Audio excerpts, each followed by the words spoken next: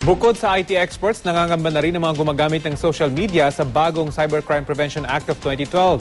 Tila pagkitil daw kasi sa kalayaan sa pamamahayag ang ilang probisyon ng bagong batas.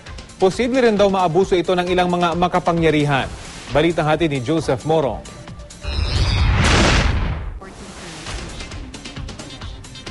Ilang araw matapos nagdaan ni Pangulong Aquino ang Republic Act No. 10175 o ang Cybercrime Prevention Law, nagtipon-tipon ng ilang mga bloggers, abogado at maging mga mambabatas para himayin ang bagong batas. Ang ilang bloggers tulad na Jane Uy Matiao ng grupong Blogwatch, nangangamba sa magiging posibleng epekto nito sa mga gumagamit ng social media tulad ng Facebook, Twitter at mga blogs. Partikular ang probisyon ng libel na may katumbas na parusang 12 taon na pagkakakulong. Mas mataas sa parusa ng regular na kaso ng libel na may maximum na 4 na taon lamang na pagkakakulong ayon kay Attorney Harry Roque. Ang problema ko dito sa cybercrime law, kasi covered yung mga bata. I would not say minors. No? Pag-usapan lang natin yung mga hindi na minors. That would be like 18 and above. Alam ko naman ang mga batang to Pag meron silang hindi nagustuhan, halimbawa kumain sa restaurant, ganon, or merong customer service na hindi maganda, yung iba sa kanila, sinusulat nila yan sa blog nila.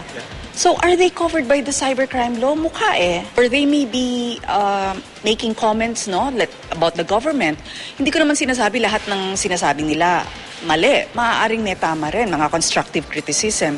Pero ang problema dito, pag hindi nagustuhan nung recipient, kaagad pwedeng gamitin ang cybercrime law as the as a defense, as a tool to harass, to intimidate and all that. Bukod sa libel, isa pa sa probisyon ng batas sa pinangangambahan ng mga netizens ang Section 19 na nagbibigay kapangyarihan sa Department of Justice na i-block ang computer access ng sinumang inirereklamo ng libel. Para sa abogadong si Attorney J.J. Lucini, hindi raw maaalis sa posibleng maabuso ito ng mga politiko.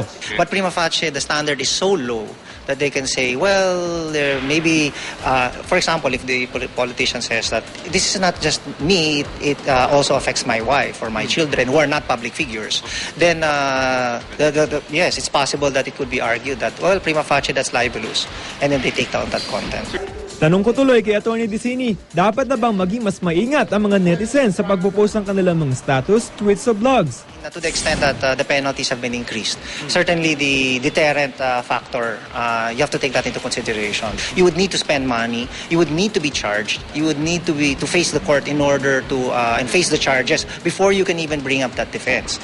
So at that point, there's a lot of damage that's been done to you as well. So to that extent, the deterrent factor of the law is even greater now. So yes, you do have to be more careful. Sabi ni Alliance of Concerned Teachers o ACT Party List Representative Antonio Tino, wala sa bersyon ng Senado at Kamara ang Section 19 ng Cybercrime Law. Isiningit lamang daw ito sa Bicameral Committee Conference. Ang problema rito, sabihin walang naging debate tungkol dyan. Kaya ako nga nagulantang na lang nang makita ko yung final version. Nandun yung censorship provision na yan. Ang palasyo sinabing hindi raw magiging sagabal sa kalayaan sa pamamahayag ng Cybercrime Law, pero the concern is for those who are not trained in dealing with or issuing incendiary statements, statements which would tend to be offensive to other people, directed to other people. Maybe they should be the ones to be more mindful of these are responsibilities which are already in play, responsibilities that accompany these freedoms. So I think this is something that all of us are aware of.